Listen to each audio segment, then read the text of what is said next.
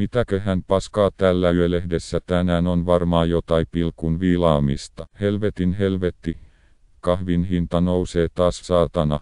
Imis ne vitun persreijät mulkkuunsa kaksoispiste. Seppo menee ulos, koska häntä vituttaa. Seppo tykkää poimia omenoita hänen omasta omenapuustaan.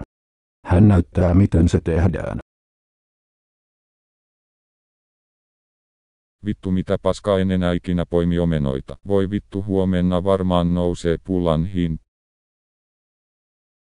Olipa vittumainen yö, nukuin varmaan 24 tuntia. Ykkösellä menee, uskokaa muhun, teen aina vittu mitä sanon. Eräänä päivänä Seppo on tietokoneella ja saa oudon viestin.